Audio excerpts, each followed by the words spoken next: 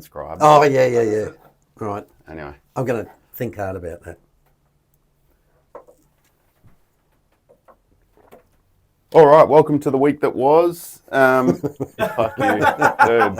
Yeah, leave it. You're supposed to leave that in and laugh about it. All right, you go. You're doing the first one. You're doing the first one, righto. Hey guys, welcome to Total Money Management. We're back covering the week that was April 8 to 12.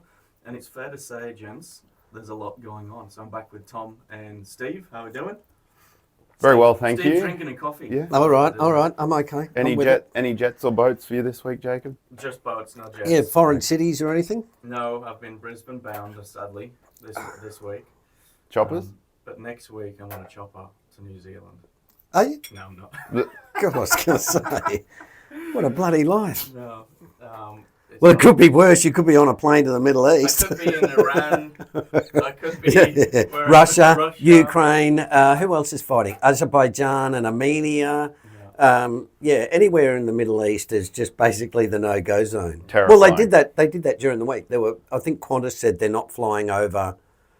There was some airspace. I think it was Iran or something where they said, "Nah, we're not flying around that joint. No. It's too dangerous." Well, that's the fair part. I mean, there's a few key points in the week that was. China and US relations are deteriorating. Manufacturing's back. UK market's cheap, and a whole lot of other things we need to talk about. But news is being shrouded at the moment by war and what's to come. So Yes. I think it's worth covering that briefly before we get lost in it. Absolutely. What's happening? War and deglobalization, right? Yeah, which we've been talking about. They go hand in hand. The Yeah, well, Oracle. remember, we said we're going to have an essay. We're going to have an episode of "See, we told you so." Yeah. Steve's "We Told You So," and just a list. Isn't that every episode? Remember I told you last week it's happening again? But look at the new normal, right? I said 9 or 10 things like monetary policy to fiscal policy, efficiency to redundancy, blah blah blah. And the news is dominating, and it's exactly what I was saying. And now the Made in Australia campaign. Made in Australia campaign. That's the biggest told you so. Right? Yeah. There you go. You're friends with Albanese. Oh, I just, In the back pocket, mate. I'm Nostradamus. Send him a pigeon. I'm old and I've seen a bit. There you go. That's my spiel. So, I've been around. Anyway, get on with it. Yeah, right. Last week we talked about Janet Yellen, and I forgot to ask who the hell Janet Yellen is. Oh, Jesus, you guys. And maybe I'm just... Seriously. Don't you know? Who's Miss Yellen? She's the She's US the- Treasury Secretaries. Oh, What is? give I me don't more know. than that. Former Fed chair. Oh, God, you guys. Oh, my God. Well, that's where you're... Righto, next theme will be politics, education, who's who in the bloody global zoo. Yeah, You've got to learn about these people because they're over there deciding whether you get your weed or your petrol or... Because they make serious decisions. Well, Miss Yellen went to China. She did. What's that And they mean? came Again? back. And they came back. They yeah. let her back.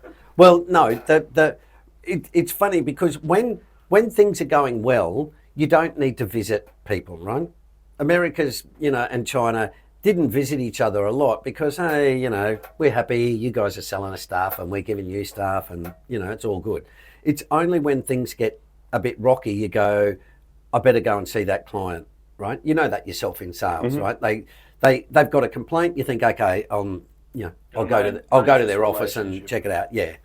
So America and China have got, and this is where it's really important to distinguish between what they say and what they actually do, right? Because what you're seeing is these two sides constantly talking to each other.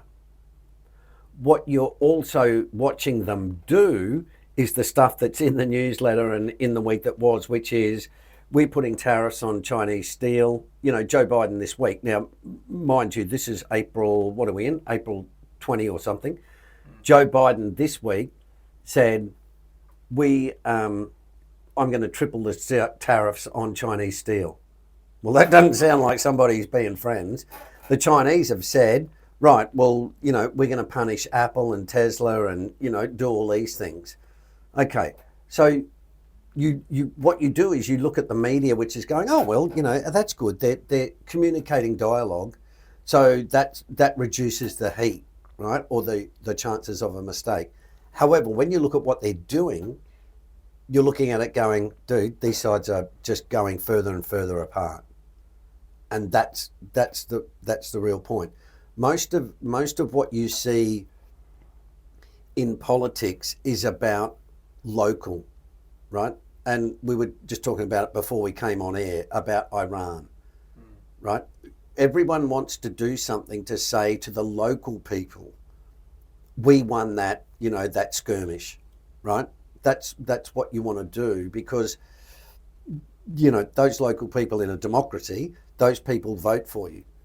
Well, you don't want to go and say, oh, look, we did this thing and it was a real cock up.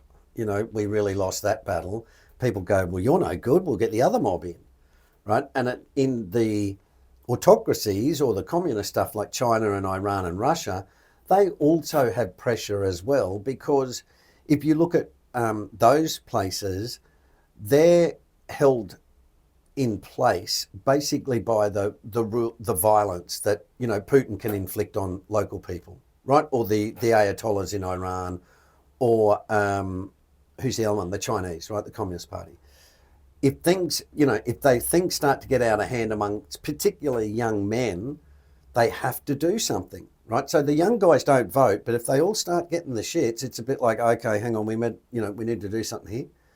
And so all of that chest beating and war and stuff is all about appealing to the locals that, your government or your leaders are doing the best on your behalf, right? And we're winning. It reminds me a lot of propaganda, like World War I, World War II. Welcome to politics. Oh, we might have lost the battle. We might have lost the war, but we've won the battle. Yeah, we won the battle, but lost the war. Yeah, and that's essentially what it is. It's about, and that's what makes investing in this time a little bit more uncertain because you're trying to figure out what the truth is. Is oil going to 150 or is it going to 50? Right? And as many people that says it's going to 150, there's a heap of people who are saying it's going to 50. Well, let's talk about oil because usually when war breaks out, energy prices increase. You'd expect oil to increase, but this time it's slightly different with there being an election in the US. So what we're thinking is Biden's going to release strategic reserves, keep the price of oil stable until he's back in office. I mean, this is yeah. Well, I think we said that last podcast where, vote me until 24 and then go bingo, righto, let it rip to 120 or 130. Yeah. I mean, it's rare that you go into a war or something, a battle or whatever, and oil and energy prices fall for the long term at least. Yeah. Oh, yeah. Absolutely. Because if you have a war, it's somewhat important, right? Yeah. If you fight a war, well, you've got to have resources. And what's the one resource you need to actually make other resources? Well, you need oil. Right. So you've got to. That's why moving back to a war footing. What you've got to have is the first thing you've got to do is secure national resources. This week, Albanese came out with the future manufacturing. Well, that's all about making our own stuff in case, things get ugly. Yeah, we can't rely on everyone else. The Europeans are now starting up magnesium mining again. Why? Because they realise China's got a lockhold on the critical minerals, right? And that's going to be in a future week that was. But that's why I'm saying you look around as a government and say, okay, what don't we have? Oh, we don't have lithium or, we don't have semiconductors. That's why America said, right, we're going to punish China by not letting them have the latest semiconductors, which are necessary to build the latest bombs, blah, blah, blah. Yeah. And we've spoken about it before. I'm probably going to mention in this one as well. US is obviously heavily incentivizing people to go and build semiconductor production facilities. Yeah, well, over there. What? Yeah. Did they give Samsung and TSMC $20 billion in subsidies? Yep. To set up shop there? Yep. So it's all continuing, right? We'll probably start to see that stuff happen here too. Oh, of course. Of course. But that's why I said, Tom, in the new normal, big government is back. Yeah. Right? It's not going to be about saying, oh, Tom wants to build a house. Okay, well, let's just let him speculate and here's $1 million.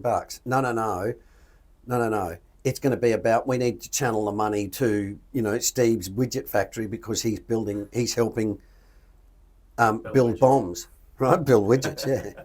Bomb widgets. That's what I mean. It's you're going to get a lot more direction from government. Now, what you're seeing at the moment is a whole raft of, and Albanese came out and said, here's the document, future, made in Australia, right? So what do all the economists do? Right? They'll go, oh, this is terrible, it's so inefficient. Well, listen, you dickheads, it's not about efficiency, it's about securing resources. So you guys can take a back seat now because you guys are fine when everybody's playing the game, but they're not playing the game anymore, right? And Yeah, this isn't purely about profitability now. This is making sure we got the shit we need if we get cut off. Exactly. Yeah. You see, but economists go, oh, that doesn't make sense. It's like, well, they're not our friends anymore. So, you smart asses come up with a plan. I mean, we're at where we're at because of the economists 40 years ago going, oh, no, we don't need to build our stuff anymore. We can get it from, our 40-year future enemy. Yeah. And that's why I say, And it'll come around again, right? Another 40 years, it'll be like, oh, we're good now. People forget. We'll start to... It'll get too expensive. It'll be too inflationary, and there'll be, all the economists of yore will be dead. There'll be a new bunch of economists that go, mate, we should let them make it. We should be buying this stuff off Africa, right? Look at them. They got all those young guys over there, and they got factories, and it's cheap, and they got infrastructure. We should buy the stuff off Africa. We should be building our own, semiconductors, right? And that's why economic history is so important, because you see that it cycles. And that's why I'm trying to say we're just going back to, the old cycle's dead. It'll take 5 years, maybe 10 years, but I'm telling you, it's over, Red Rover. Globalisation is dead in the water, right? And that's why I say the more you look at the articles here, the more you actually look at what they're doing, not what they're saying. They're all doing the platitudes of, yeah, we'd love to do free trade, blah, blah. But now they're all actually saying, yeah, we all know that's bullshit. Righto, we're going to, the Americans are stumping up and saying, we've had enough of this stuff. We're going to build our own semiconductors. Right? We can't rely on China anymore because the Communist Party in China are a threat as the Americans see them. So how do we deal with threats? Righto, well, this is what we're going to do. We're going to hobble them by saying, all right, well, we're not going to give you the latest cutting edge technology. We'll build our own, and we'll keep it for ourselves. That's exactly right. Yeah. Let's talk about God's country, because there might be a glimmer of hope for the UK right now. It's been cheap for some time. And look, we've been looking at them for a while, and there's never been a great time to kind of go all into the UK. And I don't know if that's the case now, to be honest, but there's a new Labour Party. There might be a bit of optimism and speculation on the new government. Agreed. I hope we have a good 20 years or so, because we freaking need it. You have a look at the FTSE from, go back and look at the FTSE from 2000. It's horrible. It's miserable. It's shithouse. It's been shithouse for Yeah. But now, again, like you say, Jacob, the Labour Party looks like they're going to sweep into government. That in itself might be a bit of a like, hey. That might turn things around. Yeah, now, do they or don't they? I have no idea. But the point being, at least people will say, we've got change coming. And so, that may be a catalyst. Also, remember, the CAPE in the UK is at about 14. That's what I was going to ask you. It's really cheap. It's really cheap. Now, it may stay cheap for another 2 or 3 years, but you can look at some companies there and the dividends are, 6, 7, they're pretty strong. If you can pick up a 6-7% dividend and a cheap share. Yeah. Well, look at, not It's a good deal. Gets me It's excited. a hell of a deal. Well, not investment advice, but you can look at things like British American I was Tobacco. going to say about the British Yeah, you love supporting the tobacco companies. Well, somebody's got to. Jacob's job depends on it. That's true. Yeah, that's true. Notice how all the rich people, all of those industries depend on like bad health, bad food, bad legals, people fighting, right? So We're leeches. yeah, well, you're not exactly productive, are you? And all the people that we do help. Yeah, but anyway, Come on. the UK, the point being, the UK CAPE ratios came out this week, which is April 20. Yeah. But what was it? You look at emerging markets, man, they are really cheap, some of them. Emerging markets are cheap, yeah. Like well below average. And that's why I reckon they're going to do really well. They're But are they, commo- if we're bringing it all back onto... Well, yeah, but you got to remember a lot of those companies, a lot of those countries are exporters for a start of commodities, right? So everyone wants commodities. Secondly, some of those emerging markets have got good demographics, right? So you want to go and steal their young people. Thirdly, they're growing themselves internally, right? So, you know, Brazil wants to get richer, Argentina wants to get richer, Poland wants to get richer, right? All that sort of stuff. So generally their prospects for growth are a lot better than a mature country like Australia, where we've got all the infrastructure and stuff, right? You look at Poland and go, man, look at the opportunity here. You know, they need a coffee shop, all that sort of stuff. Yeah. Right? And like we've said a few times, right? Like that whole deglobalization thing, that's going to take ages. So there's plenty of time for these guys to, have Yep. a good run. absolutely. Capital, mate, one thing I can tell you, if I've learned in life, capital will go wherever the opportunities are. Now, they'll be restricted because you'll either have to be on the Chinese side or the American side. But if you're, you know, like Poland and Europe and Vietnam, if they're all trying to heavily get in with the US, that's where your capital will be sort of allowed to go. See, recently, there's been an influx of Vietnamese money into Australian property markets.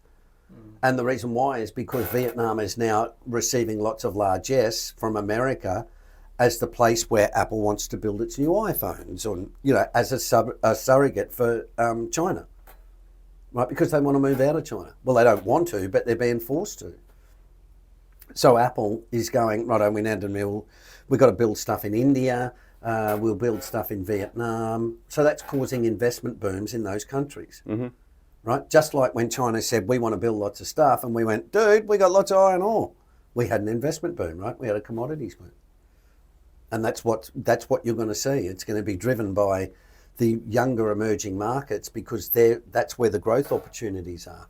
So do you think obviously you have to weigh up your risk when it comes to emerging markets or investing in general, but emerging markets are cheap at the moment. Do you think there'll any potential to go any cheaper?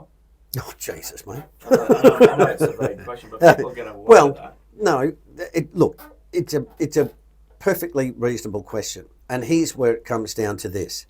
I don't know. Now, here's my other answer. Get your asset allocation right. Yeah. Right? All investing is about risk and return. If it's cheap, you probably, not definitely, but you'll probably get a good return. But what if it takes 3 years? Cash, and I think we're going to talk about cash, how to use cash. Yeah. But my point being, listen, if I said to you, like we say in Well 2, right? If you've got, you know, theoretically, 90 grand to invest, there's 9 ETFs, right? You put 10 grand in each, but you don't go and say, righto, there's, you know, this emerging markets are Thailand, Poland, and China, right? You don't go and go, right, I'll put 10 grand in every one of them. No. You say, righto, I'm going to put 5 grand in every one of them. Then if Thailand becomes cheaper, no sweat, I'll put in another 1,000 or another 2,000, right? That's the asset allocation stuff. It's really, really important because it helps you with your question. Yeah, but Steve, what if they get cheaper? No worries, put in more money. You've just dropped your price from $1 to 95 cents or 90 cents. I think that was the biggest eureka moment for me, when I kind of finally understood that first you allocate the capital to the thing you want to buy, but you don't deploy it all in one hit. Exactly. All right, you spread that out, right? There's a window. Oh, 100%. If it's cheap and you go, right, I got 10 grand allocated for this, I might start with 5, and then 3 months later, I might buy a little bit more, you know, a little bit more. Or if it goes up, and this is again the part about asset allocation, is when it goes up, what's the first thing you say? Oh man, I knew I should have had like 7 grand in that, not 5. Well, you can't. Recency bias. It could have gone the other way. Exactly right. And then you'll be going, oh, I knew I shouldn't have bought 5 grand. I knew I should have bought 3. You know, so the point being, if you're investing like you guys, you've got 30 to 40 years, right? You guys are young. Well, just because you didn't make an extra $500 on the Chinese ETF way back in 2024 is not going to change the direction of your wealth. What will is constantly winning and not losing money. right? Because if you spend 5 years and you make 100 grand, and then the year after that you blow up and lose 70 grand, well, welcome, you just made 30 grand in 6 years, not 130. Yeah.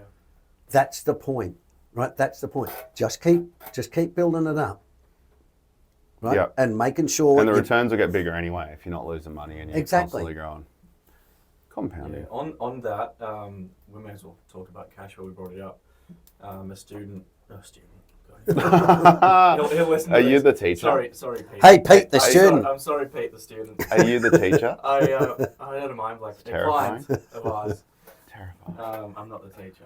The client of ours, Peter, as I said his name, asked about what do we do? The market's expensive. There's a lot of cash floating around. We're trying to reserve funds as much as possible, or cash equivalents.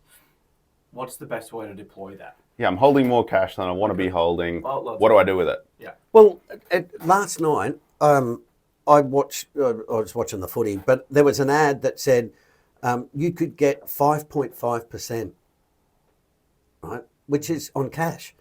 Well, that's a bloody good return for a lot of people.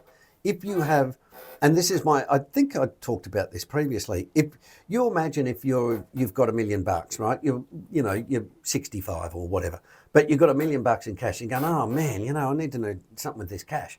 Now, if you get 5.5%, right, that's 55,000. Okay, if your lifestyle costs you 60,000, right, because you own your own property and you've got this $1 million in cash, and what you're doing is saying, well, I don't need to do much because I'm earning 55 and my lifestyle's 60, so I'm only paying $5,000 per year extra out of my $1 million. Okay, well, that means I'm going to last, 200 years, right? So the point being that we've had 30 years where cash has been trash because interest rates have been low, and so people have pivoted into stocks or property to try and get a return, right? The old search for yield. Yeah. Whereas now what I'm saying is, well, hang on, if you can get 5.5, you really want to convince me that I need to speculate in property or stocks for 6? Cash is not 6.5? It's an unpopular opinion because it's been that opinion for so long. Yeah. So now we're going, actually, it's not a bad thing being in cash. Absolutely. And the second thing is something like, one, where you take advantage of the volatility in the market. Yes. Which requires a bit more precision. Yes. But that's an option too. Peter, you're doing well, one. Stop being greedy. Righto. Okay. But the point is, yes, that it's really funny, because we always think if we've got cash that we should be working it, right? And again, and I just finished writing about this in the Fibs thing, is, the question is not, I've got cash, what do I do? The question is, I've got cash, what rate can I compound it at? Yeah. That's the point. Now, at the moment, you can compound it risk-free for 5.5%. Okay? So if you said to me, Steve, I want you to buy this property or buy these stocks, okay, what's the yield? Oh, it's 3%. It's like, mate, I can get 5.5 doing nothing. What happens if the property goes from $1 million to 800? I'm suddenly down $200,000. Or the stock goes from $10 to $8. Well, now I'm losing. Well, so much for the bloody 3% yield when I could have been sitting in the, on the beach getting 5.5 doing nothing. So and again, what you're saying, Jacob, is correct. We've spent the last 30 years going, what do I do with my cash? Where am I going to move it? What do I got to do with it, right? Rather than saying now, what can I do to compound it at a high rate? I'll tell you what you can do. You can wait, right? Or you can wait for a cheap market. Yeah, right? wait for a cheap market and then compound it 20% and thank me in three and a I'll half add that years. to Steve's I told you so. Maybe not 20%, but your point is right, which is, again, if you always look at Warren Buffett, if you look at him as a guide in the way he invests, right? Warren is sitting on 140 or 150 billion, right? Now you could say, Must be nice. well, you could say, yeah, but he's already rich. But my point being is, yeah, but he wants to maximise the return on that capital. right? Now, Warren... Arguably more than someone with 140 grand, because way more risk. Yeah, absolutely. But the thing Buffett understands is, dare I say it, wait for the fat pitch, i.e., wait for something to come along where you go, listen, I've got a reasonably good shot here at 10 or 11% compound, I'm going to take it. Right? That's what you wait for. Because Warren's quite happy sitting there going, oh, I'm getting 5.5 or 6 in bonds. That's fine until 10 or 11 comes along. Right? Whereas, as you said, Jacob, 10 years ago, it was like, I'm sitting here earning 1%. This is bullshit. I need to buy something to make money. Well, there's so much conflicting advice out there because a lot of the stuff you hear and listen to goes, you want to get rid of cash as much as possible because it's just going to lose value with inflation. Yep. You don't want to hold a lot of cash. Yeah. You want to invest it. Yeah. Like that's consensus. So it's but easy to understand. Yeah, but it's also too, Tom, the stuff we talk about industry incentives. Right? Fund managers make fees. Well, they're not going to make fees if you've got your bloody bank account stacked up with cash. Right? So they're going to convince you that there's some bloody ETF or some stock or some private equity or some alternative investment or gold or Bitcoin. Doesn't matter. They just want you to, activate your money so they can generate a fee. Now, they can dress it up in the bullshit of, like, oh, it's all best for you, blah, blah, blah. Well, that's, that's garbage. As I've said before, the RBA did a study where basically you get 2%. Well, they don't want to talk about that, do they? No, because, we'd all go, what? You blokes are charging me all this money and, I'm getting a shitty 2%. So I think that's the, that's the hard part because you generally think that you've got to be active all the time. And it's really a matter of saying sometimes there's no good investments and you've got to sit and wait for the market to turn. And then there's, as you know, when the market crashes, you can buy virtually anything and get 10 or 11%. That's when you want to go, now I'm going to activate my cash. Right, but that's when a lot of people go, oh my God, the world's so, uncertain. Oh, this is terrible. I'm going to keep my money in cash. And it's like, no, dude, now you can get 10 or 11. Now it's the time you deploy it. Oh, but like you said, Jacob, but what if it gets cheaper? Well, don't spend all your money, for goodness sake. But, at least kick it off. I think it's difficult because the type of people who are interested in investing want to be active. They go, their head absolutely. They move their money around and go, oh, how do I make the most of it? Yeah. And you're telling those people that are more active in investing and generally in life to do nothing. Well, not necessarily. That's why the three wells was developed, right? Because people like me say, I love this stuff. I live and breathe it. I love it, looking at it every day. So if that's the case, well 3, for example, if we think about superannuation, it's like you get someone like me who comes along and says, oh, Jacob, buy these 10 ETFs and just rebalance them once a year every 12 months. You go, is that it? Shit, mate, that's pretty boring. I've got all this cash sitting here, right? Shouldn't I be doing something? So, well 1 is for people like me and you who say, I really love this stuff. I want to do a bit every day or every week or, I just want to be active. Right? Well 3, you're active, but it's not exactly knocking the lights out if you, rebalance for, half a day every 12 months. Particularly if you're starting off in your investing career as well, or you're younger. Yeah. But when we say active, it's not like you sat in front of a chart for 3 hours every day. Absolutely. Yeah. It's probably taking an active interest, but also, making a trade or whatever. But yeah, it's not there watching the 5-minute candlestick. Yeah, you get to clip the ticket every day. Yeah, now go and live your life, right? Go and get on with it, right? Yeah, absolutely. While we're at it, it's a balance of both and in between slightly shorter time frames. Yeah. So across the 3 wells, the idea is there's this thing called time. How do I have a strategy for different periods of time? Right? Because most of the mainstream, again, says, you just always focus on the long term. So my argument is, as you guys know, well, what if I'm sitting here on all this money and I got 6 months to live? Long term, why did you tell me I had to wait for the long term? No, I wanted to wait for the, I want to wait for the here and now. And it's a serious point, because the argument with long term is, yeah, you just keep paying me fees for me to give you shitty returns, you know, in the long term. And it's like, okay, but why? Why do I have to live my life once I'm 65 and I'm too old and I don't want to go and see Santorini? Right? I want to see it when I'm 30, right? I want to do it now. So give me a strategy that generates money, so every year I can say, hey, I made 10 grand, I'm going to go to Santorini. Mm-hmm. Or, you know, I'm going to Champs-Élysées or something. Not, I'm 67 now, I've got to cram in with all the others to do the trip to Europe, which I really want to do when I'm 30, because at 6 o'clock I'm tired and I want to go to bed. That's not an insight into your life. Yeah. But Half a glass of red and a nap. There you go.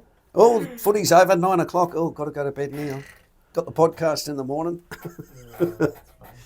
All right, let's start to wrap it up, gents. There's a bonus section here. I think we've already covered it, just with Japan set to join the AUKUS military technology. AUKUS, mate, AUKUS. Oh, I don't know. Oh, God, you guys got to start reading the papers. Right. Into when you're here. You've got to learn all this lingo.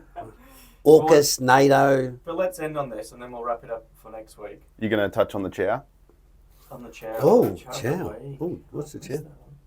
Stock buybacks boring. boost stock prices by reducing the number of shares in the company, but can be misled as investors believe the economy is responsible or the individual company's performance, when it in fact is really just an accounting trick. Yeah, boring. Yawn.